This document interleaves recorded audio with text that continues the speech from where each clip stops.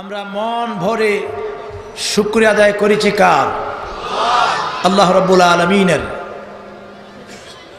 এই জন্য শুকরিয়া আদায় করলাম যে আমাদের মতো হাজারো মানুষগুলি বিভিন্ন কাজে ব্যস্ত আছে, অথচ আজকের এই মোবারক মাহফিলে আসতে পারে নাই। আবার অনেক লোক আছে যারা চেষ্টা করলে আসতে পারত, তারা এখানে আসার সুযোগ পায় নাই। এতগুলি মানুষের মাঝে বাছাই করে যে আল্লাহ রাব্বুল আলামিন আজকের এই ভালো কাজে উপস্থিত হওয়ার তৌফিক দিলেন। যদি আল্লাহ মেহেরবানি না করতেন, দয়া না করতেন, এই ধরনের ভালো কাজে উপস্থিত হওয়া কারো পক্ষে সম্ভব হতো না। কথা ঠিক কিনা? এ মাহফিলটা দ্বীনি মাহফিল, কোরআনের মাহফিল।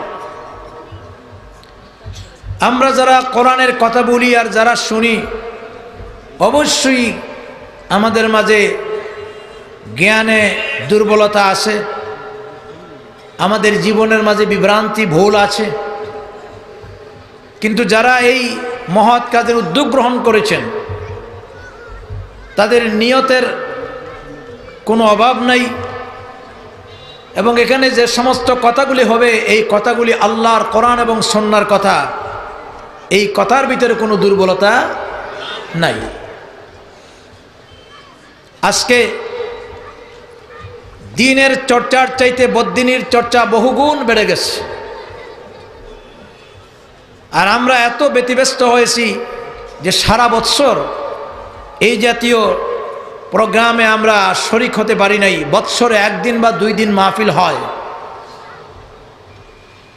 তারপরেও ব্যস্ততার মাঝ দিয়ে কিছু সময় এই জাতীয় দ্বীনি মাহফিল আমরা শরিক হই। এটাও কিন্তু ফায়দা থেকে খালি নয়। কারণ বলা যায় না একটা কোরআন সুন্নাহর কথা আমার জিন্দগির মূল পরিবর্তন হতে পারে। একজন বেনামাজি নামাজি হতে পারে, একজন বেপরদানিশী পর্দানিশী হতে পারে, একজন মানুষ হেদায়েতের পথে আসতে পারে। আর একটা কথার উপরে যদি আমল করি, বলা যায় না কিয়ামতের দিন এই আমলটা হয়তো নাজাতের উসিলা হতে পারে। কথা ঠিক কিনা? এই জন্য ভাইরা আমার, এ মাহফিলটা জিক্রুল্লাহর মাহফিল, এ মাহফিলটা নসিহতের মাহফিল। আল্লাহ রাব্বুল আলামিন তার হাবিবকে বলেছেন, ফাযাক্কির ফাইন্না যিকরা তানফাউল মুমিনিন। হে নবী, আপনি মানুষদেরকে ওয়াজ করুন, উপদেশ দিন। ওয়াজে মানুষের লাভ হয়। দিনের কথায় লাভ হয় না লস হয়? লাভ হয়। অবশ্য কিছু লোক আছে যাদের অন্তরের ভিতরে বক্রতা আছে, তারা কিন্তু ওয়াজ নসিহত খুব একটা ভালো পায় না, ঠিক না?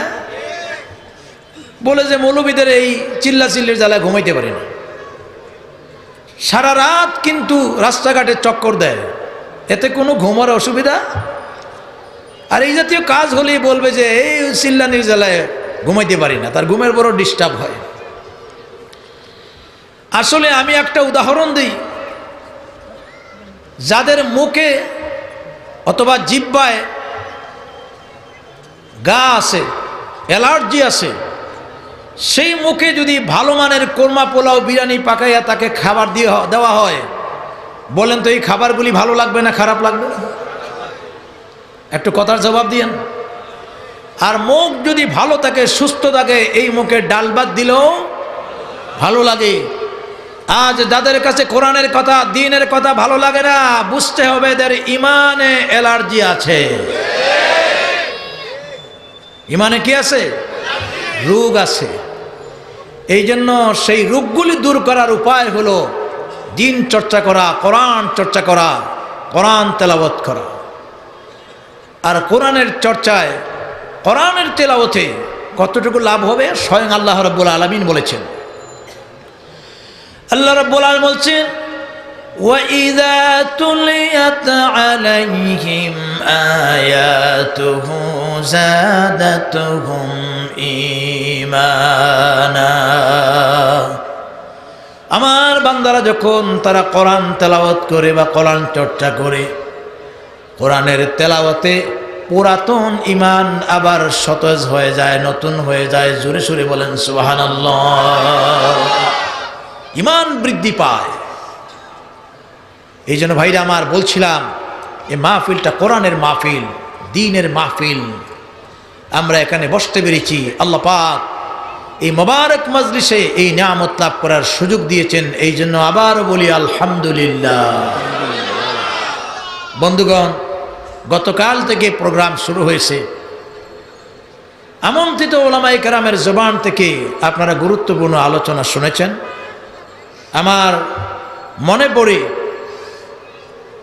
বিগত বছর এবং এর আগের বছর, এবার নিয়ে 3 বার মেন্দিবাগ এলাকাবাসী আমাকেও দোয়া নেওয়ার আমন্ত্রণ করেছেন, সুযোগ দিয়েছেন।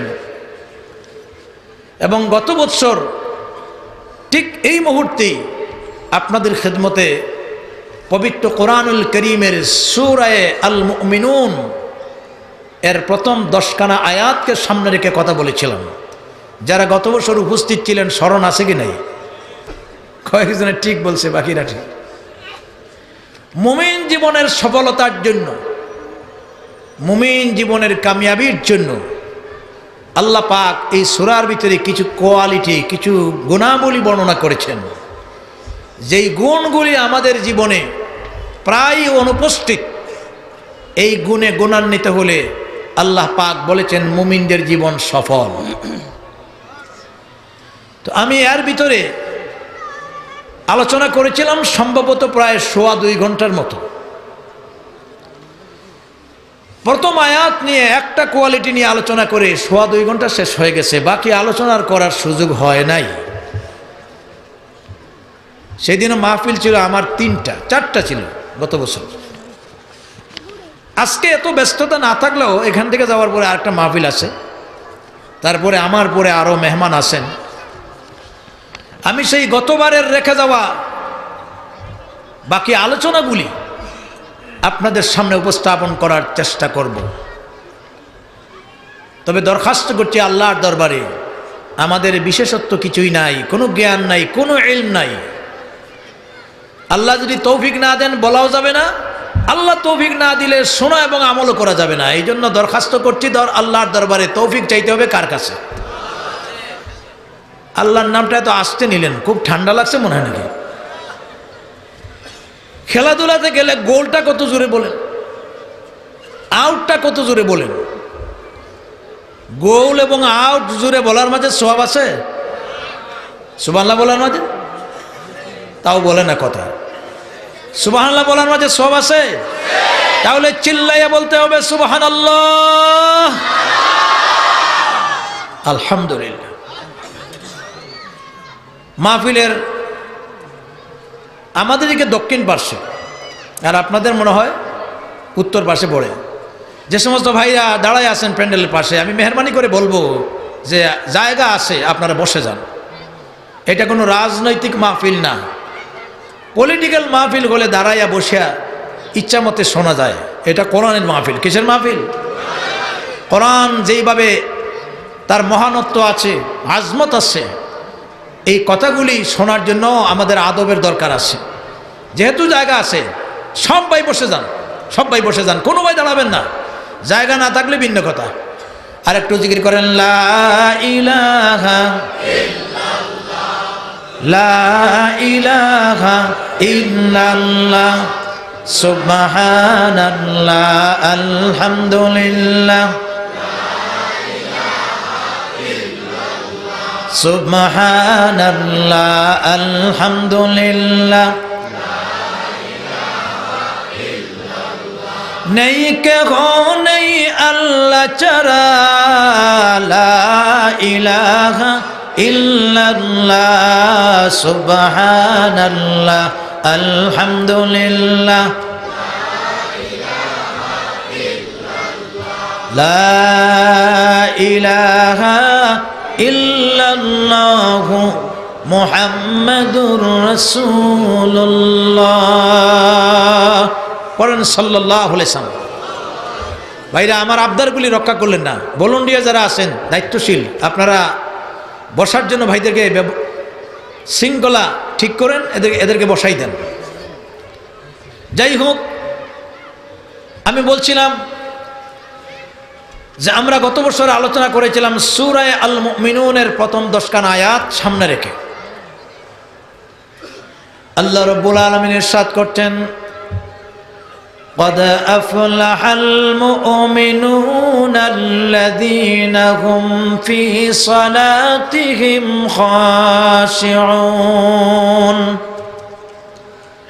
আল্লাহ পাক বলেছেন অবশ্যই মুমিনগণ সফল কাম করেছে, সফলতা লাভ করেছে।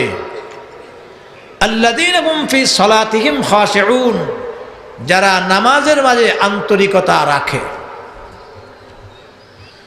ওয়াল্লাযীনা হুম আনিল লাগwi মুরিদুন, আর যারা অনর্থক কথা থেকে নিজেকে রক্ষা করে নিয়েছে। ওয়াল্লাযীনা হুম লিয-যাকাতি ফাঈলুন, এবং তারাই সফলতা লাভ করেছে যারা নিজেকে পবিত্র করে নিয়েছে।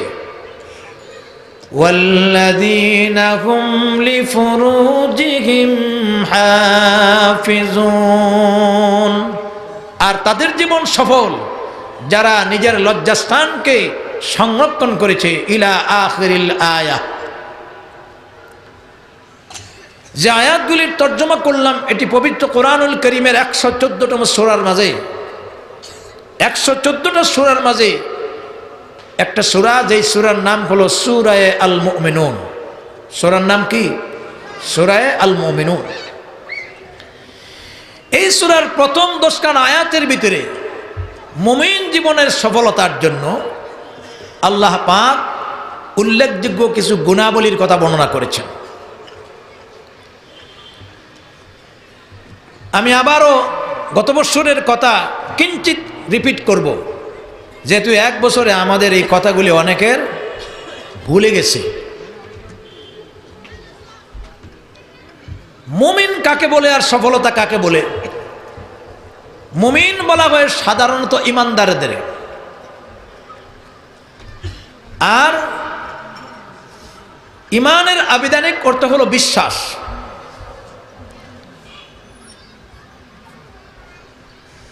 তাফসীরের ভিতরে ইমানের সংজ্ঞা মুফাসসিরিনে কেরাম দিয়েছেন আত-তাসদীকু বিমা জাআ বিহিন নবী সাল্লাল্লাহু আলাইহি ওয়াসাল্লাম ই'তিমাদান আলাইহি, আল্লাহ পাকের পক্ষ থেকে নবীদের উপরে যেই সমস্ত বিধিবিধান অবতীর্ণ করা হয়েছে, আল্লাহর নাজিলকৃত সেই বিধানগুলিকে পরিপূর্ণ বিশ্বাস করা। যারা বিশ্বাস করবে তারা মুমিন বলে গণ্য হবে। বলেন সুবহানাল্লাহ।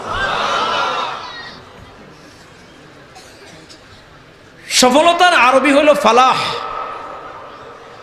ফালাহ থেকে আফলাহ।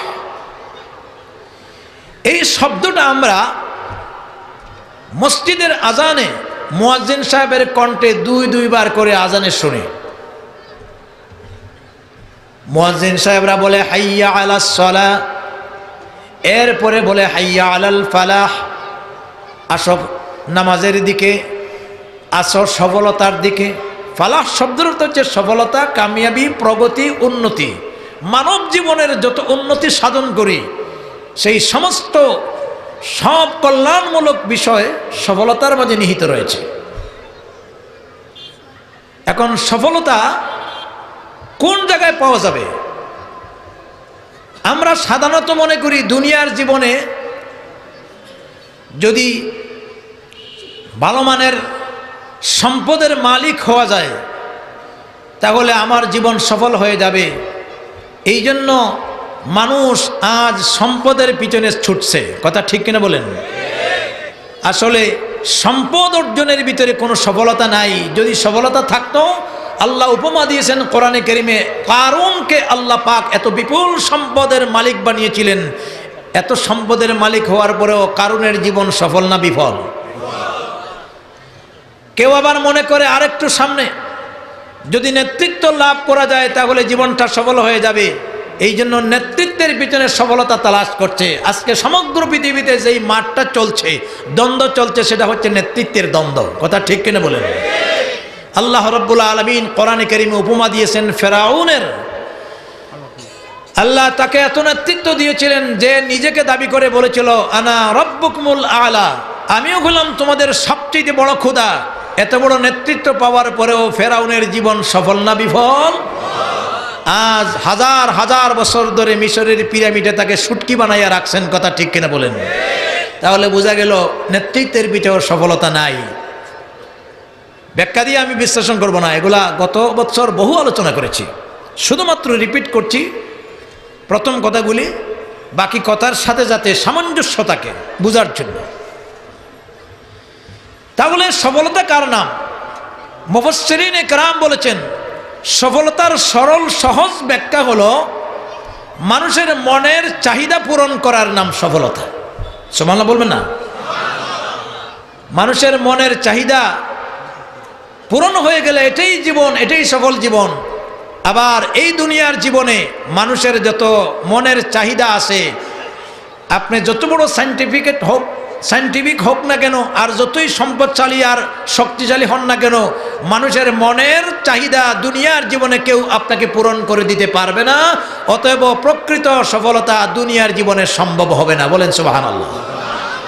যেমন উদাহরণ দিয়েছিলাম, আপনার মন চাইলেও আমি সারা জীবন তরুণ থাকতে চাই, আমি বুড়া হতে পারবো না, আমার বুড়া হওয়ার দরকার নেই। বলেন আপনি যতদিন বাঁচবেন আপনি কি সারা জীবন তরুণ থাকবেন? আপনি চাইলেও বুড়া হবেন, না চাইলেও। আপনার মন চাইল যে আমি এমন এক সুন্দরী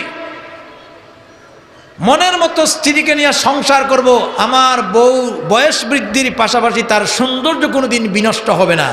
যতই দেশ বাছাই করা সুন্দরী স্ত্রী আপনার সংসারে আসুক না কেন, এই স্ত্রী যদি একদিন 4 বার ডায়রিয়া হয়ে সৌন্দর্য থাকবে?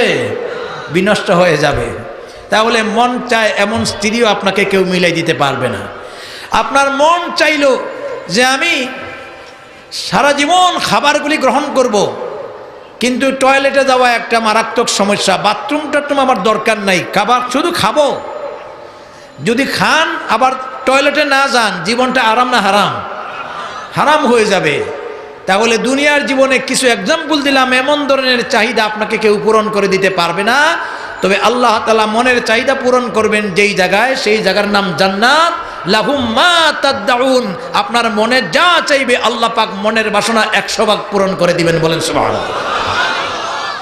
হাদিস শরীফের ভিতরে আসছে, জান্নাতের ভিতরে যখন মুমিনেরা যাবে, হাজার হাজার বছর, লক্ষ লক্ষ কোটি কোটি বছর গত হওয়ার পরেও মানুষ তাকে বার্ধক্যতার চাপ আসবে না, শরীরে কোনোদিন দুর্বলতার প্রভাব আসবে না, চোখে চশমা লাগবে না। এইভাবে আল্লাহ রাব্বুল আলামিন জান্নাতের ভিতরে যে খাবার দিবেন, আল্লাহু আকবার। ইবনে মাজার হাদিস, হযরতে আবু সাঈদ খুদরি রাদিয়াল্লাহু তাআলা আনহু বর্ণনা করেছেন, শুধু বেহেশতের ভিতরে সকাল বেলার যে নাস্তাটা দেওয়া হবে, ব্রেকফাস্ট দেওয়া হবে, সেই নাস্তাগুলি থাকবে 70,000 প্রকারের। এর ভিতরে মজা থাকবে 70,000 প্রকারের, গ্রাম থাকবে 70,000 প্রকারের। এতগুলি খাবার আল্লাহ রাব্বুল আলামিন জান্নাতীদেরকে নাস্তা হিসাবে দিবেন। বলতে পারেন হুজুরগুলি এতগুলি খাবার খাইয়া হয়তো টয়লেট রিজার্ভ না, সেখানে টয়লেটে যাওয়া লাগবে না। এই খাবারগুলি ডাইজেস্ট হওয়ার জন্য নাক মুখ দিয়া এক ধরনের পেট থেকে গ্যাস বের হবে, আরেক দিক দিয়া সমস্ত জান্নাতি খাবারগুলি হজম হয়ে যাবে। আবার এই গ্যাসটা বের হওয়ার সময় কোনো দুর্গন্ধ থাকবে না, তাকমে মিক্সিয়া আম্বরের গ্রানে ভর্তি। বলেন না সুবহানাল্লাহ। জান্নাতের ভিতরে আল্লাহ রাব্বুল আলামিন আপনার জীবন সঙ্গিনী যাকে দান করবেন তারা হলো হুর গিলমান। আল্লাহ পাক সূরা রহমানে বলেছেন, ফীহিন্না কাসিরাতুত তারফি লাম ইয়াতমিসহুন্না ইনসুন ক্বাবলাহুম ওয়ালা জান ফাবিআইয়ি আলা'i রাব্বিকুমা তুকাযযিবান। শুনো না সুদূর শোনা, এত আকর্ষণীয় হুর আপনার জন্য আল্লাহ পাক জান্নাতে রেখেছেন, যাদেরকে আজ পর্যন্ত কোনো জিন এবং মানব জাতি দেখা তো দূরের কথা স্পর্শও করে নাই। তারা আপনার সাথী হবে, জীবনের সাথী। তারা কোনো দিন বৃদ্ধ হবে না, সৌন্দর্য নষ্ট হবে না, তাদের মুখে কোনো দিন দুর্গন্ধ হবে না, তাদের চুলগুলি এত কালো আকাশ ভেদ করে, যদি আজ আকাশ ভেদ করে এক গাছে চুল ঝুলাইয়া দেওয়া যেত, মুফাসসিরিন কিরাম বলেছেন সারা দুনিয়ার চন্দ্র সূর্যের আলো স্তমিত হয়ে যেত। তাদের লোয়াবগুলি এত মিষ্টি, এক ফোঁটা মুখের লোয়াব যদি দুনিয়ার 3 ভাগের পানির সাথে মিশিয়ে দেওয়া যেত, গোটা দুনিয়ার 3 ভাগ পানি মিষ্টি হয়ে যেত। আওয়াজ দিয়ে বলেন না সুবহানাল্লাহ। তাহলে এই জাতীয় হাজারো লক্ষাধিক চাহিদা, এক কথায় লাহুম মা তাদউন, আল্লাহ পাক মনের সব চাহিদা পূরণ করবেন। যেখানে পূরণ হবে তার নাম হলো জান্নাত। এই জন্য মুমিনদের আসল সফলতা জান্নাত ছাড়া দুনিয়ার জীবনে অর্জন করা সম্ভব হবে না। সুবহানাল্লাহ বলবেন না আমার ভাইরা? সুতরাং আল্লাহ পাক বলেছেন মুমিনের জীবন সফল। তবে মুমিনের জীবন দুনিয়াতে না আখেরাতে? আখেরাতে। যার কারণে নবী করিম সাল্লাল্লাহু আলাইহি ওয়াসাল্লাম বলেছেন আদ-দুনিয়া সিজনুল মুমিনিন ওয়া জান্নাতুল লিল কাফিরিন। দুনিয়া হলো মুমিনদের জন্য কারাগারের সমতুল্য। জেলখানায় থাকলে স্বাধীনতা থাকে না, মশার কামড় খেতে হয়, কষ্ট পেতে হয়। তো দুনিয়াটা মুমিনদের জন্য কষ্টদায়ক জায়গা, আর কাফিরদের জন্য, অবিশ্বাসীদের জন্য তারা মনে করে দুনিয়ার জীবনই আনন্দদায়ক, মরার পরে জীবন শেষ, তারা এনজয় করে, নো চিন্তা ডু ফুর্তি, যা চায় সব এনজয় করে। এই জন্য প্রকৃত সফলতা আসবে পরকালে। কথা ঠিক না? আমি গত বছর আরেকটা ব্যাখ্যা দিয়েছিলাম, বাকি কথায় আমি চলে যাব, ব্যাখ্যা দেব না। প্রশ্ন আসতে পারে হুজুর আমরা তো মৃত্যুর পরে পরকালে বেহেশতে গেলে না সফলতা পাবো, কিন্তু দুনিয়ার জীবনে কি আমরা কষ্ট করব? আমাদের কি মনের চাহিদা আল্লাহ পূরণ করবেন না? মুফাসসিরিন কিরাম সফলতার ব্যাখ্যা লিখেছেন সফলতা 2 প্রকার, একটা হলো মোটামুটি আর একটা হলো পুরাপুরি। আল্লাহ রাব্বুল আলামিন যারা সত্যিকারের মুমিন হবে, যারা সত্যিকারের ইমানদার হবে, আল্লাহ পাক দুনিয়ার জীবনে তার প্রয়োজনও আল্লাহ পাক মিটিয়ে দিবেন। সুবহানাল্লাহ বলেন। তবে দুনিয়া হলো গৌণ, দুনিয়া হলো প্রয়োজন সারার জায়গা, আর আখিরাত হলো উদ্দেশ্য। আল্লাহ পাক দুনিয়ার জীবনে আপনাকে সম্মানজনক দিবেন, যা প্রয়োজন তা দেবেন, কিন্তু আল্লাহ পাক আসল সফলতা দিবেন জান্নাতুল ফেরদাউসে। যার কারণে নবীজি আমাদেরকে বলেছেন তোমরা যখন আল্লাহর কাছে দোয়া করো এইভাবে দোয়া করো, রব্বানা আতিনা ফিদ দুনিয়া হাসানাতাও ওয়া ফিল আখিরাতি হাসানাতাও ওয়া কিনা আযাবান নার। বলেন আমিন। আল্লাহ আমাদের দুনিয়ার কল্যাণ দাও, আখিরাতের কল্যাণ দাও, জাহান্নাম থেকে মুক্তি দাও। বলেন আমিন। তাহলে দুনিয়াতেও আল্লাহ পাক আমাদেরকে সম্মানজনক জীবন দান করবেন, আর আখিরাতে চিরস্থায়ী জান্নাতের মালিক বানাবেন। আমরা সেই সফলতা চাই কিনা? যদি চাই তাহলে তেলাওয়াতকৃত আয়াতের ভিতরে কয়েকটা গুণে গুণান্বিত হওয়ার কথা আল্লাহ পাক আমাদেরকে নির্দেশ দিয়েছেন। এর ভিতরে প্রথম নম্বর গুণ হলো আল্লাযীনা হুম ফি সালাতিহিম খাশিউন, যারা ঈমান আনার পরে নামাজের প্রতি আন্তরিকতা রাখে, খুশু খুজুর সহিত আল্লাহর এই বিধান নামাজ কায়েম করে নেবে। আওয়াজ দিয়ে বলেন সুবহানাল্লাহ। এই পর্যন্তই গত বছরের আলোচনা আমার সমাপ্ত ছিল। নামাজ নিয়ে বহু কথা বলেছি, আমি আর এটার ব্যাখ্যা দেব না। প্রথম নম্বর গুণ হলো আমাদেরকে সত্যিকারের নামাজি হতে হবে। কি নামাজি হতে হবে? সত্যিকারের নামাজি। এবার আমি পরের গুণগুলি বর্ণনা করব।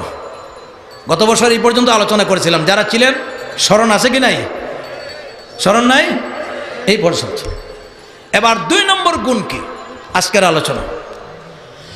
আল্লাহ রাব্বুল আলামিন বলেছেন 2 নম্বর গুণ হলো ওয়াল্লাযীনা হুম আনিল লাগwi মুরিদুন, আর তারা সফলতা লাভ করেছে, তারাই সফল কাম হয়েছে যারা নামাজের পরে অনর্থক কাজ, অনর্থক কথা, বাজে কাজ এবং বাজে কথা থেকে নিজের জীবনকে রক্ষা করে নিয়েছে। এই কোয়ালিটি, এই গুণ যাদের ভিতরে আছে, এদের জীবন আল্লাহ পাকের কাছে সফল জীবন। সুবহানাল্লাহ।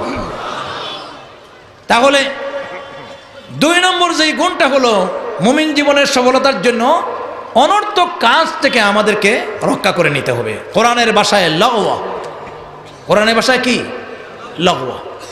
এখন অনর্থক জিনিসটা কি, এটার ব্যাখ্যা মুফতি শফি রহমতুল্লাহি আলাইহি। লাইটের দায়িত্বে কে আছে এখানে? লাইটটা বন্ধ করেন। এটা ভিডিও করতেছে, ভিডিও করে। লাইট ছাড়া কি ভিডিও করা যায় না? করতে পারতাম না, চকুর ধরে বসে। চকুর ধরে তো। আচ্ছা থাক, তারপরে এই পিছনের সাইড দায়িত্বশীল যারা আছেন দেখা যাচ্ছে। আলহামদুলিল্লাহ বিপুল সংখ্যক উপস্থিতি, প্রায় মাহফিল কানায় কানায় ভর্তি, বলেন আলহামদুলিল্লাহ। আল্লামা মুফতি শফি রহমতুল্লাহি আলাইহির লিখিত তাফসীর, গোটা বিশ্ব বিখ্যাত তাফসীর, তাফসীরে মাআরিফুল কোরআন। এখানে তিনি লাগওয়ার একটা সুন্দর এক্সাম্পল দিয়েছেন। এক্সাম্পলটা দিলে সহজে বুঝবেন।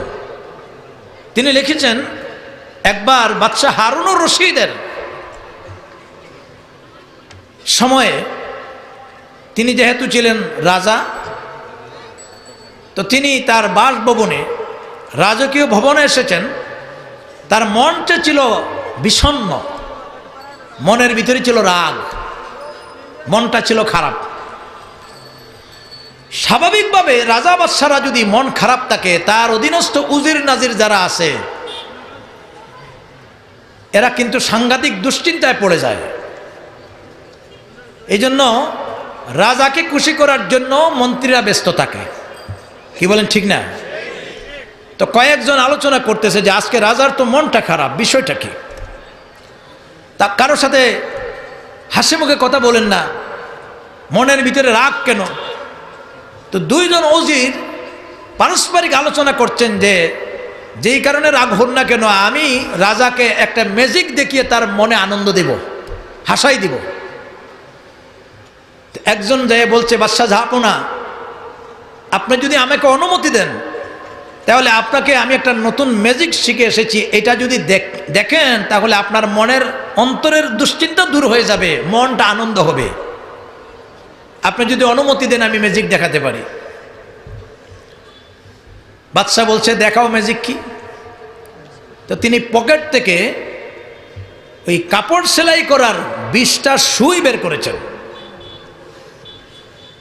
প্রায় 20 ফুট দূরে একটা সুই উপরমুখী করে শুয়ে 20 ফুট দূর থেকে এক একটা সুই তিনি ছুটতেছেন, আর যেই সুইটা উপরমুখী করে দাঁড় করা হয়েছে সেই সুইয়ের পিছনের ফাঁক দিয়ে অনায়াসে এক একটা বেরিয়ে যাচ্ছে।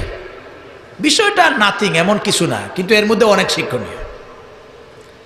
বাদশা তো আশ্চর্য যে তার হাত এত সোজা যে এমনভাবে চলল, সুইয়ের ছিদ্র দিয়ে অনায়াসে বেরিয়ে গেল, ডানেও গেল না বামেও গেল না। তাহলে তো তাকে পুরস্কার দেওয়ার দরকার। তো তিনি তার খাদ্যমন্ত্রী তাকে ডেকে বললেন যে একটা কাজ করো, আজকের এই ম্যাজিক দেখানোর কারণে আমাদের পক্ষ থেকে তাকে 20টা দিরহাম উপহার দাও। আর জল্লাদকে বললেন, ছড়িটা নিয়ে আসো। যে কর্মকাণ্ড আজ আমাদের সামনে ঘটলো এই জন্য তাকে 20টা বেত্রাঘাত দাও।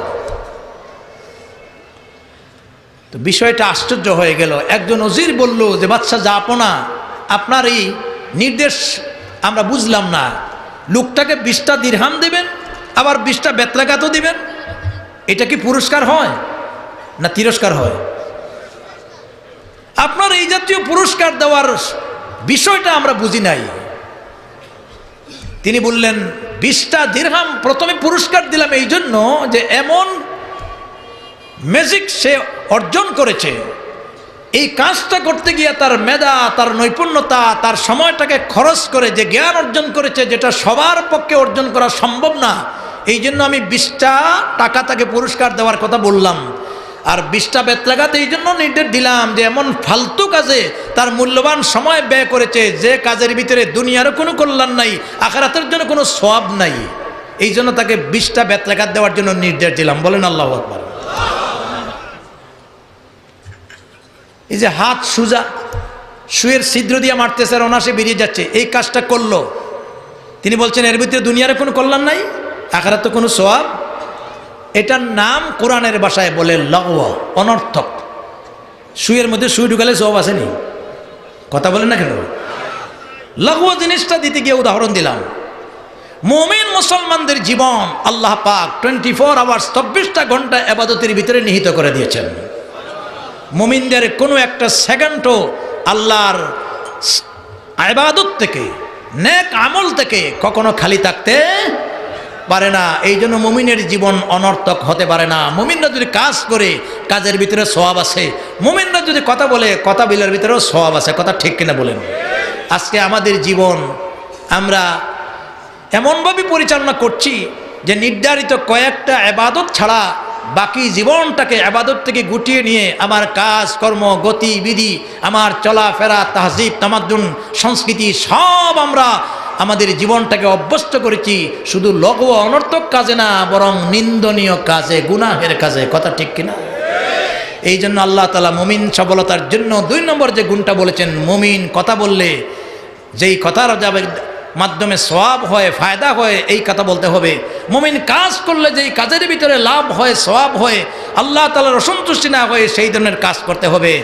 আপনি আপনার কাজ, আপনার কর্ম, আপনার কথাবার্তা এগুলা সব যেহেতু আল্লাহ তাআলার সিস্টেমেটিক দ্বারা নিয়ন্ত্রিত, এই জন্য মুমিনেরা কথা বলবে ভালো কথা, মুমিনেরা কাজ করবে ভালো কাজ, এবং তার কাজ এবং কথাকে কোনো লঘু অনর্থক কথা, অনর্থক কাজ থেকে সে কখনো খালি রাখবে না। নবী করিম সাল্লাল্লাহু আলাইহি ওয়াসাল্লাম বলেছেন, প্রকৃত মুসলমানকে আল্লাহর নবী বলেছেন, আল মুসলিমু মান সালিমাল মুসলিমুনা মিন লিসানিহি ওয়া ইয়াদিহি। বুখারী এবং মুসলিমের হাদিস। রাসূলুল্লাহ বলেছেন, প্রকৃত মুসলমান তো সেই ব্যক্তি, প্রকৃত সত্যিকারের ঈমানদার তো সেই ব্যক্তি যেই ব্যক্তির হাতের অনিষ্টতা থেকে আর জবানের কষ্ট থেকে অপর জাতি হেফাজত থাকে। জোরে বলেন সুবহানাল্লাহ। মুমিনেরা বিনা প্রয়োজনে কথা বলবে না, মুমিনেরা বিনা প্রয়োজনে কোনো কাজে আপনার হাত দেবে না। ঠিক কিনা বলেন? আজকে ইসলাম কি চমৎকার সুন্দর জীবন আমাদেরকে শিখাইছে। আপনি যদি বাথরুমে যান, এই বাথরুমটা যদি আল্লাহর হুকুম, নবী করিম সাল্লাল্লাহু আলাইহি ওয়াসাল্লামের তরিকা মোতাবেক আপনি সেই টয়লেটটা ব্যবহার করেন, এটাও কিন্তু ইবাদত। আপনি যদি রাত্রে ঘুমান, ঘুমটা যদি আল্লাহর নির্দেশ, নবীর তরিকা মতে হয়, সেই ঘুমটাও কিন্তু ইবাদত। কথা ঠিক কিনা? আপনি যদি স্ত্রী চর্চা করেন আল্লাহর হুকুম, নবীর তরিকা মতে, তাহলে ফ্যামিলি জীবনটাও আল্লাহর কাছে ইবাদত। ঠিক কিনা বলেন? আল্লাহু আকবার। তিরমিজি শরীফের হাদিস আছে, রাসূল করিম সাল্লাল্লাহু আলাইহি ওয়াসাল্লাম বলেছেন, স্বামী স্ত্রী যখন তারা জীবন যাপন করে, জীবনে আনন্দ করে, প্রতিটি আনন্দের ভিতরে আল্লাহ রাব্বুল আলামিন উত্তম সাদকা হিসাবে বিবেচিত করে লিখে রেখেছেন। সুবহানাল্লাহ বলেন না? কথাটা আশ্চর্যজনক। এক সাহাবী প্রশ্ন করলেন, ইয়া রাসূলুল্লাহ, আমি আমার স্ত্রী চর্চা করব, এর মধ্যে সওয়াবও আছে?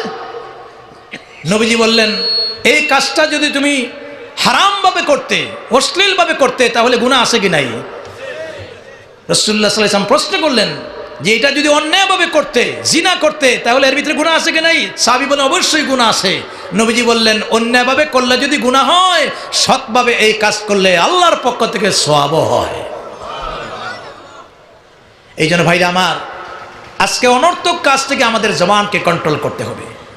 দুঃখ লাগে আজ এই মুখটা অযথা আমরা ব্যবহার করি, হাতটাকে অযথা ব্যবহার করি, কথা বললে কাউকে গালিগালাজ দেই, পরনিন্দা করি, গীবত চর্চা করি, কারো বদনাম করি, দুশ্চর্চা করি, এবং আমরা এই হাতটাকে অনৈতিক কাজে ব্যবহার করি।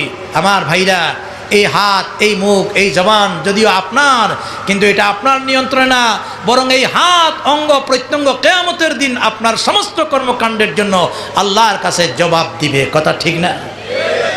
ময়দানে মাহশরে সবাইকে কিন্তু আসামি হতে হবে। ময়দানে মাহশরে সবাইকে কি হতে হবে? আসামি হতে হবে। আল্লাহর দরবারে আমাদের জবাব দিতে হবে।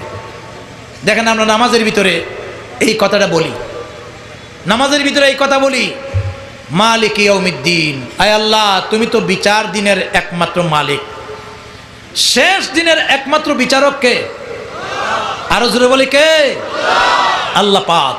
দুনিয়াতেও বিচারক আছেন, দুনিয়ার বিচারের ভিতরে অনেক খারাপ মানুষ ভালো হয়ে যায়, অনেক ভালো মানুষ খারাপ হয়ে যায়, কথা ঠিক না? আল্লাহ তাআলা যে বিচার করবেন, আল্লাহর বিচারের ভিতরে কোনো প্রকারের পক্ষপাতিত্ব হবে? সেখানে আপনাকে আসামির কাঠগড়ায় দাঁড়াতে হবে। সেই দিন ট্রাইব্যুনালে আল্লাহ পাক হবেন একমাত্র বিচারক। আলাইসাল্লাহু বিআহকামিল হাকিমিন। এবং আল্লাহ সূরা 3 বলেছেন, তিনি কি বিচারকদের মধ্যে শ্রেষ্ঠ বিচারক নন? আপনাকে সেই দিন আসামি হবে, আপনার জন্য সেই দিন সাক্ষ্য নেওয়া হবে। কি নেওয়া হবে? সাক্ষ্য নেওয়া হবে। এই হাত পা অঙ্গ প্রত্যঙ্গ যদিও আমার, কিন্তু এটা আমার না, এটা আমার নিয়ন্ত্রণে চলে না। এটা শুনে কার কথা? কার কথা? আল্লাহ পাকের কথা। 4টা সাক্ষ্যের ভিতরে প্রথম নম্বর সাক্ষ্য কি?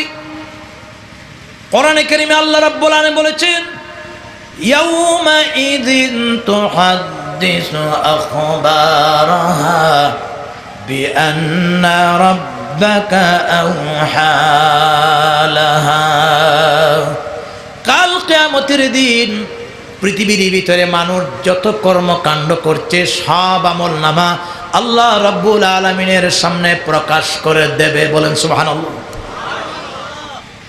আপনি কোন জায়গায় বসে কি কাজ করছেন, ভালো করছেন না খারাপ করছেন, কে কোন আকাম কুকাম করছেন, আপনার এগুলো রেকর্ড হয়ে যাচ্ছে। কি হয়ে যাচ্ছে? এই কথাগুলি যখন আজ থেকে 20 বছর আগে আলিমরা বলতেন, তখন মানুষের ভিতরে সন্দেহ ছিল যে জমিন কথা বলবে কেমনে, আমার আমলনামা প্রকাশ করবে কেমনে। আজকের বিজ্ঞান নতুন প্রযুক্তির মাধ্যমে এই কথাগুলিকে বোঝার জন্য সহজ বানিয়ে দিয়েছে। এখন দেখবেন প্রায় শহরের বন্দরে অলিতে গলিতে প্রতিষ্ঠানে সিসিটিভি ক্যামেরা আছে কি নাই? কোনো জায়গায় লেখা আছে এই প্রতিষ্ঠান সিসিটিভি দ্বারা নিয়ন্ত্রিত। সিসিটিভিতে আপনার সব কর্মকাণ্ড যদি রেকর্ড করা যায়, তারিখ সন সহ, অথচ এই ক্যামেরায় যে প্লাস্টিকের ফিতায় আপনার জীবনের সব চিত্রগুলি গ্রহণ করা হচ্ছে, এই প্লাস্টিকের ফিতাটা তৈরি করা হয়েছে আল্লাহর দেওয়া কেমিক্যাল থেকে। আর এটা মানুষ টেকনোলজির মাধ্যমে গবেষণা করে বের করেছে। মানুষের তৈরি করা একটা ক্যামেরার ছবিতে মানুষের জীবন যদি রেকর্ড করতে পারে, তাহলে এই গোটা দুনিয়া কার অধীনে? আরো জোরে বলি, সেগুলা কি আমাদের আমলনামা প্রকাশ করতে পারে কি না? আল্লাহ তাআলার জন্য কিছুই লাগে না। ইদা আরাদাল্লাহু শাইআন আন ইয়াকুলা লাহু কুন ফায়াকুন। আল্লাহ যদি কোনো জিনিসকে হওয়ার কথা বলেন, বলার সাথে সাথে নির্দেশ পালন করে হয়ে যায়। সুবহানাল্লাহ বলে। শুধু তাই না, আমরা যে কর্মকাণ্ড করছি, কথা বলছি, আমরা যে কাজ করছি, এগুলো আমাদের সাথেও 2 জন গোয়েন্দা আল্লাহ জন্ম থেকে লাগাইয়া দিয়েছেন। আমাদের প্রত্যেকের সাথে 2 জন গোয়েন্দা আছে কি নাই? এই গোয়েন্দা কারা? বিডিআর, আর্মি, পুলিশ, র্যাব না, এদের নাম হলো কিরামান কাতিবিন, সম্মানিত 2 জন ফেরেশতা। আল্লাহ রাব্বুল আলামিন কোরআনে কারীমে বলছেন, কিরামান কাতিবিন ইয়ালামুনা মা তাফআলুন। 2 জন সম্মানিত গোয়েন্দা কিরামান কাতিবিন তোমাদের সমস্ত আমলনামাগুলি রেকর্ড করছে। কিয়ামতের দিন আল্লাহ পাকের সামনে বলবে, রব্বুল আলামিন তোমার বান্দা এই কথা বলেছিল, এই হাত দিয়ে প্রহার করেছিল, অমুক জায়গায় জুলুম করেছিল, চুরি করেছিল, ডাকাতি করেছিল, সন্ত্রাসী করেছিল, সমস্ত কর্মকাণ্ড রেকর্ড হয়ে যাচ্ছে, আল্লাহর সামনে প্লেস করা হবে। হাদিস শরীফে আসছে, দুনিয়াতে যারা দাম্ভিক, অহংকারী, যারা মিথ্যুক, যারা জালেম, কিয়ামতের দিন ময়দানে মাশরে আল্লাহ রাব্বুল আলামিনের সামনে বলবে, রব্বুল আলামিন তোমার এই ফেরেশতাগুলো আমার বিরুদ্ধে যা রিপোর্ট দিয়েছে সব ডাহা মিথ্যা। আল্লাহ বলবেন, তাই নাকি? ফেরেশতারা মিথ্যা বললো কেন? তোমার কাছে কি ঘুষটাই ছিল? ফেরেশতা কি ঘুষ খায়? দুনিয়াতে মৃত্যু হলে আল্লাহর সামনে মিথ্যা বলবে। আল্লাহ পাক বলবেন, ঠিক আছে, বাদ দিলাম ফেরেশতার কথা। 3 নম্বর সাক্ষ্য দাঁড় করাবেন। সূরা ইয়াসিনে আল্লাহ রাব্বুল আলামিন বলছেন, আল-ইয়াওমা নাখতিমু আলা আফওয়াহিহিম ওয়া তুকাল্লিমুনা আইদিহিম ওয়া তাশহাদু আরজুলুহুম বিমা কানু ইয়াকসিবুন। আল্লাহু আকবার। আমরা প্রত্যেক দিন সকালবেলা ইয়াসিন পড়ি। মুসলমানদের ঘরে ঘরে ইয়াসিন পড়ার অভ্যাস আছে না? কম আছে, আগের মতো নাই। কিন্তু বুঝি নাই ইয়াসিনে কি পড়লাম, এটাই আমাদের দুর্ভাগ্য। ইয়াসিন হলো হার্ট অফ দ্য কোরআন, কোরআনের কলিজা। কোরআনের কলিজা হলো ইয়াসিন। সকাল বিকালে ইয়াসিন পড়ার চেষ্টা করবেন। তো সেখানে আল্লাহ বলছেন আল ইয়াউমা নাখতিমু আলা আফওয়াহিহিম, সেই দিন জালেমদের মুখে, মৃত্যুকদের মুখে মোহর লাগিয়ে দেওয়া হবে, লাগাম লাগিয়ে দেওয়া হবে, যাতে আর সে বাড়াবাড়ি করতে না পারে। এরপরে ওয়াতুকাল্লিমুনা আইদিহিম, দুইটা হাত এবার আমার সম্পর্কে কথা বলবে। আল্লাহু আকবার বলবে না? বলবে আল্লাহ এই হাত দিয়ে অমুকরে মারছে, অমুকের উপরে সন্ত্রাসী আচরণ করেছে, অন্যায় করেছে। ওয়াতাশহাদু আরজুলুহুম, দুইটা পাও বলবে হ্যাঁ আমার জানা আছে, আমারও তো এই কাজে খরচ করেছে। তাহলে আমার যে হাতটা, আমার যে হাত পা অঙ্গ প্রত্যঙ্গ, এটাও দেখা যায় কিয়ামতের দিন আমার বিরুদ্ধে চলে যাবে। ঠিক কিনা বলেন? এই জন্য মুমিনদের সফলতার গুণাবলীর ভিতরে 2 নম্বর গুণ হলো আমার হাত, আমার জবান, আমার গোটা জীবনটাকে, সমস্ত বাজে কথাটাকে কন্ট্রোল করতে হবে। এর অর্থ ভুল বুঝবেন না যে আপনারা কথা না বলে থাকবেন, প্রয়োজনে কথা বলবেন, তাহলে কথা যেন অর্থবোধক হয়, কথার বাজারে যেন গালিগালাজ না হয়, কথার মাঝে যেন কল্যাণ হয়। আর যদি প্রয়োজন থাকে না, তাহলে আপনি কথা না বলাই ভালো। কারণ একটা আরবি কথা আছে, যে ব্যক্তি সকল প্রকারের অন্যায় কথা থেকে নিজেকে রক্ষা করলো, মান সাকাতা ফাকাত নাজা, যে অনর্থক বাজে কথা থেকে নিজেকে রক্ষা করলো, সে দুনিয়ার অনেক ফিতনা ফসাদ থেকে নিজেকে বিরত রাখতে পারলো। ঠিক কিনা? বন্দুকের গুলি যেইভাবে ছুড়ে দিলে ওইটা ভিতরে ঢুকানো যায় না, মানুষের মুখ থেকে কথা বেরিয়ে গেলে ওইটা আবার মুখে নেওয়া যায় না। তাহলে 5 মিনিট টাইম আছে। তাই? হ্যাঁ। ও আচ্ছা, আমাকে তো আগে সুযোগ। মেহমান বেশি। যাই হোক আমার ভাইরা, এই জন্য কথা বলবো আমরা খুব মানানসই, যে কথার দ্বারা যাতে কোনো মানুষের কষ্ট না হয়। কথা ঠিক না? আপনি কথা বলবেন, সুযোগ আছে তসবিহ পড়েন। বুখারী শরীফের সর্বশেষ হাদিস, ইমাম বুখারী রহমতুল্লাহ আলাইহি যে হাদিস দ্বারা বুখারী শরীফকে সমাপ্ত করেছেন, বলেছেন 2টি কালিমা জবানে, এগুলা উচ্চারণে বড় হালকা, মিজান রহমতের পাল্লায় এত ওজনদার।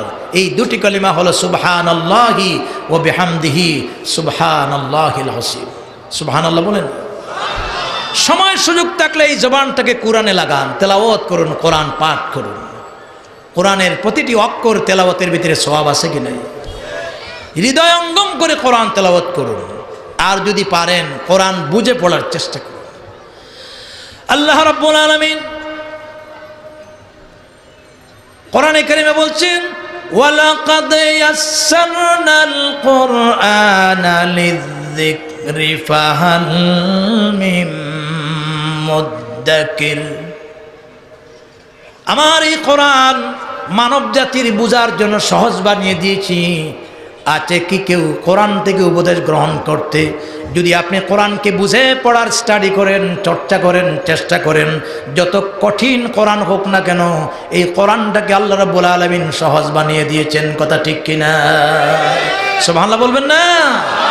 অন্ততপক্ষে নামাজে যে সূরা কিরাতগুলি পড়ি, একটু আমরা বুঝে বুঝে পড়ার চেষ্টা করি, এর মধ্যে সওয়াব আছে, গুনাহ থেকে মুখ বঞ্চিত থাকবে। আমি জানছিলাম না যে সময় এত কম, মেহমান বেশি, অল্প কিছু সময়ের ভিতরে আলোচনা শেষ হয়ে যাবে। বাকি আলোচনাতে যাওয়ার 80 বছরও কোনো সুযোগ নাই। একটা ঘটনা বলে কথা শেষ করে নিব। হযরত তানবীকে পছন্দিদা ওয়াকিআত এই কিতাবের ভিতরে যুগশ্রেষ্ঠ মুহাদ্দিস হযরত আব্দুল্লাহ বিন মুবারক রাহমাতুল্লাহ আলাইহির জামানায় এক নারীর কথা সেখানে তিনি লিখেছেন যে আব্দুল্লাহ বিন মুবারক বাইতুল্লাহ শরীফে এক নারীর সন্ধান পেলেন, যে নারীটা কোরআন পড়তে পড়তে তার চলা কোরআন, তার বলা কোরআন, তার গোটা জীবনটাকে কোরআন বানিয়ে দিয়েছে। তিনি সমাপ্ত করে হজ বিদায়ী তওয়াফের উদ্দেশ্যে বাইতুল্লাহ শরীফের পাশে গিয়ে দেখেন একজন আল্লাহর বান্দি বসে আছে। তাকে দেখে পর্দা করেছে। উদ্দেশ্য হলো লোকটাকে একটু পরিচয় নেই, মুহাদ্দিস মানুষ তো, এই জন্য তিনি হাদিসের সুন্নতের আমল করলেন, তাকে সালাম দিলেন, আসসালামু আলাইকুম ওয়া রাহমাতুল্লাহ। কেউ যদি কাউরে সালাম দেয়, সালামের জবাব কি দিতে হয়? আল্লাহ পাকের বান্দি, এমন আল্লাহওয়ালা, এমন কোরআনওয়ালা ছিল, সে কোরআন সালামের জবাবটা দিল কোরআনের আয়াত দিয়া। নারী জবাব দিল সালামুন কাওলাম মির রাব্বির রহিম। বলবেন না সুবহানাল্লাহ? মুহাদ্দিস সাহেব জিজ্ঞাসা করলেন, হজ সমাপ্ত হয়ে গেছে, সমস্ত হাজী সাহেবরা যার যার বাসা বাড়িতে চলে গেছে, আর একা তুমি বসে আছো কি কারণে? নারী তাও জবাব দিল, কোরআন দিয়া নারী তেলাওয়াত করলো, মাইয়ুদলিলিল্লাহু ফালা হাদিয়া লা। এই আয়াতের অর্থ হলো আল্লাহ যাকে চায় তাকে পথ দেখায়, আল্লাহ যাকে চায় তাকে পথ হারাইয়া দেয়। তেলাওয়াত করে বুঝাইতে চাইল পথ হারা অবস্থায় যাব কই, শেষ পর্যন্ত আল্লাহর ঘরের কোনায় বসিয়া সময় কাটাই। সুবহানাল্লাহ। মুহাদ্দিস সাহেব জিজ্ঞাসা করলেন, এই জায়গায় কয়দিন হয়েছে? আল্লাহর বান্দি তারও জবাব দিল কোরআন দিয়া। নারী তেলাওয়াত করলো, ক্বালা সালাসা লায়ালিন সাবিয়া। 3 দিন 3 রাত হয়ে গেছে। সুবহানাল্লাহ বলবেন না? মুহাদ্দিস সাহেব জিজ্ঞাসা করলেন, 3 দিনের ভিতরে কোথায় খাবার দাবার করো? এখানে তো কোনো খাবারের আয়োজন নাই। আল্লাহর বান্দি কোরআন দিয়া জবাব দিল, নারী তেলাওয়াত করলো, আল্লাযী হুয়া ইউতঈমুনি ওয়া ইয়াসকিন। আমার সেই পরম সত্য আল্লাহ রাব্বুল আলামিন, যার কাছ থেকে খাবার এবং পানার ব্যবস্থা করা হয়, অতএব আমাকে খাবার দেয় আল্লাহ, আমাকে পান করায় কে? মুহাদ্দিস সাহেব বললেন, আল্লাহর বান্দি রে, আমার সঙ্গে একটু ভালো মানের খাবার আছে, তোমাকে একটু খাবার দিয়ে আদর আপ্যায়ন করতে চাই, এই খাবারগুলি গ্রহণ করবে। আল্লাহর বান্দি তাও জবাব দিল কোরআন দিয়া। নারী তেলাওয়াত করলো, সুম্মা আতিম্মুস সিয়ামা ইলাল লাইল। আল্লাহ বলেছেন, ও রোজাদাররা, তোমাদের রোজাকে সন্ধ্যা পর্যন্ত পূরণ করো। বুঝাইতে চাইলো আমি খাবার গ্রহণ করব না, আমি তো রোজা আছি। মুহাদ্দিস সাহেব বললেন, তোমার এই রোজাটা তো নফল রোজা, মুসাফির অবস্থায় ফরজ রোজাও ছেড়ে দেওয়া যায়, তাহলে তুমি রোজা ছেড়ে খাবারগুলি গ্রহণ করতে পারো কিনা? নারী আবার তেলাওয়াত করে জবাব দিল। নারী তেলাওয়াত করলো, ওয়া আনতাসুমু খায়রুল লাকুম। যদি রোজা রাখো তাহলে তোমার জন্যই ভালো হবে। তার মানে বুঝাইল, যদিও নফল রোজা রাখছি, এরপরে যেই জায়গায় রোজা রাখছি এই জায়গার মর্তবা বেশি, একটা রোজার বিনিময়ে 1 লক্ষ রোজার সমতুল্য সওয়াব পাবো। অতএব খাবারগুলি গ্রহণ করার চাইতে রোজা রাখাই আমার জন্য ভালো। বলেন সুবহানাল্লাহ। মুহাদ্দিস সাহেব এবার চিন্তা করলেন, লোকটা আমার খাবারগুলি গ্রহণ করতে রাজি না। এরপরে যতগুলি প্রশ্ন করি, আমি মাতৃভাষায় কথা বলি। আমার এই ঘটনাটা শেষ করি নাই, এই ঘটনাটা শেষ করতে দিবেন? মুহাদ্দিস সাহেব এবার চিন্তা করলেন, আমি যতগুলি কথা বলি সব মাতৃভাষায় কথা বলি, আর নারী প্রত্যেকটা কথার জবাব দেয় কোরআনের ভাষা দিয়া। এবার চিন্তা করলেন, একটা প্রশ্ন করব, দেখি কোরআনের চিপায় চাপায় কোন আয়াত দিয়া জবাব দেয়। এবার মুহাদ্দিস সাহেব জিজ্ঞাসা করলেন, আল্লাহর বান্দি, তুমি কোন দেশের বাসিন্দা, কোন দেশের লোক? তার ধারণা হলো কোরআনের চিপায় চাপায় তো দেশের কথা নাই, জেলার কথা নাই। আল্লাহর বান্দি ঠিকই কোরআন দিয়ে জবাব দিল। নারী তেলাওয়াত করলো, সুবহানাল্লাযী আসরা বিআবদিহি লাইলাম মিনাল মাসজিদিল হারামি ইলাল মাসজিদিল আকসা। বলবেন না সুবহানাল্লাহ? আয়াতের ভাবার্থ বুঝাইল যে আমার বাড়ি হচ্ছে ফিলিস্তিন, আমি ওই হজ করতে আসছি বাইতুল্লাহ। মুহাদ্দিস সাহেব এবার বললেন, তোমার গন্তব্যস্থানে আমি আকরাম করে পৌঁছাইয়া দিব, যাইতে রাজি আসুনি? নারী এবারও সমর্থন জানালো কোরআনের আয়াত দিয়া। নারী বলল, ওয়া ইন তাফআলু মিন খায়রিন ইয়ালামুহুল্লাহ। এটা ভালো প্রস্তাব, এই প্রস্তাব গ্রহণযোগ্য। এবার মুহাদ্দিস সাহেব উটের লাগাম ধরে দাঁড়ায় আসেন, বলছেন, নারী মানুষ, সাবধানে সওয়ার হও, উট চড়ার মতো তোমার যোগ্যতা আছে কিনা তা জানি না। নারী দেখে মুহাদ্দিস সাহেবের নজরটা নারীর প্রতি। এবার আল্লাহর বান্দি উটের উপরে উঠতে গিয়া কোরআনের আরেকটা আয়াত শোনায়া দিল। নারী তেলাওয়াত করলো, কুল লিল মুমিনিনা ইয়াগুদ্দু মিন আবসারিহিম। আল্লাহ পাক বলেছেন মুমিনদিগকে, ও মুমিনেরা তোমাদের চক্ষুকে পরনারী থেকে হেফাজতে রাখো। এর মানে হলো আমার দিকে তাকাবেন না, আমি পরনারী, এইভাবে তাকানো ঠিক হবে না। মুহাদ্দিস সাহেব এবার মনে মনে রাগ করলেন, আল্লাহর বান্দিরে আমি একরাম করি বাসায় দেব, আর সে আমার উপদেশ দেয় তাকে না দেখার জন্য। লাগাম ধরে এবার টানতেছেন, চিন্তা করলেন কোন প্রশ্ন করলে আল্লাহর বান্দিরে আটকানো যায়। এবার তিনি প্রশ্ন করলেন, আল্লাহর বান্দিরে তোমার বাড়িতে ফ্যামিলি সন্তানাদি সম্পদ আছে কি নাই? তার মানে হলো কোরআনের ভিতরে তো কোনো সম্পদের কথা, সন্তানের কথা নাই। এবার দেখি কিভাবে জবাব দেয়। আল্লাহর বান্দি সঙ্গে সঙ্গে কোরআনের আয়াত দিয়ে জবাব দিল, নারী তেলাওয়াত করলো, আল মানু ওয়াল বানুনা জিনাতুল হায়াতিদ দুনিয়া। মাল এবং আওলাদ, সম্পদ এবং সন্তানাদি, এটা দুনিয়ার জীবনের সৌন্দর্য। আল্লাহ আমাকে এটা দিয়েছেন, বলেন সুবহানাল্লাহ। মুহাদ্দিস সাহেব এবার প্রশ্ন করলেন, আল্লাহর বান্দি দেখি তোমার সন্তানগুলির নাম কি বলো তো দেখি। নারী এবার সঙ্গে সঙ্গে কয়েকটা আয়াত তিলাওয়াত করলো, ইয়া ইয়াহইয়া খুযিল কিতাবা বিকুওয়া ওয়া কাল্লামাল্লাহু মূসা তাকলিমা। আমার ছেলের নাম হলো ইয়াহইয়া, ঈসা, মূসা, বলেন না সুবহানাল্লাহ। মুহাদ্দিস সাহেব চিন্তা করলেন, এমন আল্লাহর বান্দি, নেককার মানুষ, কোরআনওয়ালা, আমি তো জীবনে দেখি নাই। যতগুলি প্রশ্নগুলি আঞ্চলিক ভাষায়, সমস্ত প্রশ্নের জবাবটা আল্লাহর বান্দি দেয় কোরআনের ভাষায়। তিনি চলে গেলেন একদম প্রথম মঞ্জিলে, সেখানে হাজী সাহেবরা সফর করে এসেছেন। ওখানে গিয়ে দেখেন তার সন্তান বেরিয়েছে মায়ের তালাশে। মাকে পেয়ে সন্তানরাও খুশি, আবার মাও খুশি। এবার তিনি মাকে দিয়ে বিদায় নেবেন। দেখলেন মহিলা সন্তানের হাতে আল্লাহর কোরআনের একখানা আয়াত লিখে এক টুকরা কাগজ দিয়েছে। আয়াতটা ছিল, ফাবাআসু আহাদাকুম বিওয়ারিকিকুম হাযিহি ইলাল মাদিনা। সূরা আল কাহফ এর ভাবার্থগুলো, শহরে যাও, মেহমানের জন্য কিছু খাবার নিয়ে আসো। ছেলেগুলি খাবার নিয়ে আসলো, শর্টকাট করে বলছি, প্লেটে খাবার সাজাইয়া নারী আবার বিদায় দেবে। মুহাদ্দিস সাহেবকে বলছে, কুলু ওয়াশরাবু হানিআম বিমা আসলাফতুম ফিল আইয়ামিল খালিয়া।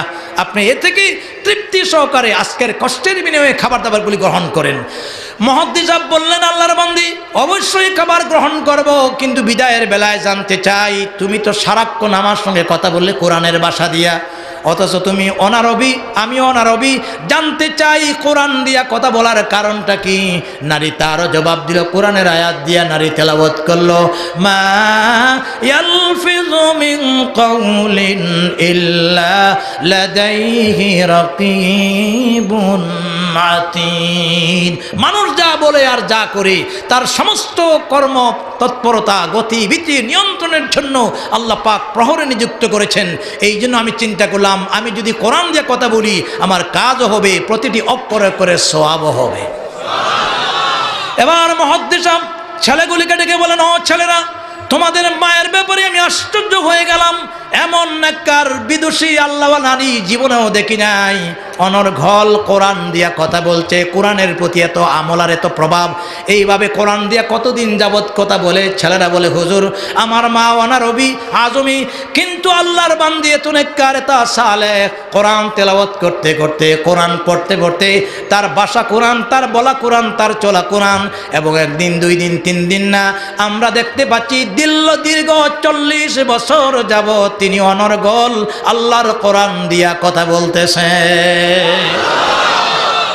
ভাইরা আমার, আল্লাহর বান্দি তার জীবনটাকে কোরআন বানাই দিছে, যাতে তার কথাটা অনর্থক না হয়, তার কাজটা অনর্থক না হয়। কথা ঠিক কিনা বলেন? সেই কোরআন আজও আমাদের মাঝে আছে কি নাই? না ডুপ্লিকেট হয়ে গেছে? ভবিষ্যতে হবে? হবে না, কারণ এই কোরআনের জিম্মা, এই কোরআনের হেফাজত কার হাতে? ইন্না নাহনু নাযালনা যিকরা ওয়া ইন্না লাহু লাহাফিজুন। এই কোরআন আমি নাযিল করেছি, আমি হেফাজত করব। এই জন্য শেষ কথা বলতে চাই, যে বলছিলাম মুমিনের সফলতার জন্য ইমানের পরে প্রথম গুণ নামাজ, দ্বিতীয় নম্বর গুণ বাজে কথা থেকে জবানকে হেফাজত করা। এই জন্য কোরআন চর্চা করুন, হাদিস পড়ুন, সৎ কথা বলুন, অন্যায় কথা থেকে জবানকে হেফাজত রাখুন। গালি গালাজ, বদনাম, দুর্নাম এই জাতীয় বাজে বিষয় থেকে নিজেকে হেফাজত করুন। দুনিয়াও সফল হবে, আখিরাতও সফল হবে। আর আগাইতে পারলাম না, বাকি কথা থাকলো আল্লাহর যদি মর্জি হয়, আবারও যদি মাহফিল হয়, হায়াত থাকে আর সুযোগ পাই, সেই কথাগুলি পরবর্তী বছর বলবো। সবাইকে ধন্যবাদ জানিয়ে, কর্তৃপক্ষকে ধন্যবাদ জানিয়ে আমি আমার আলোচনা এখানেই শেষ করে নিচ্ছি।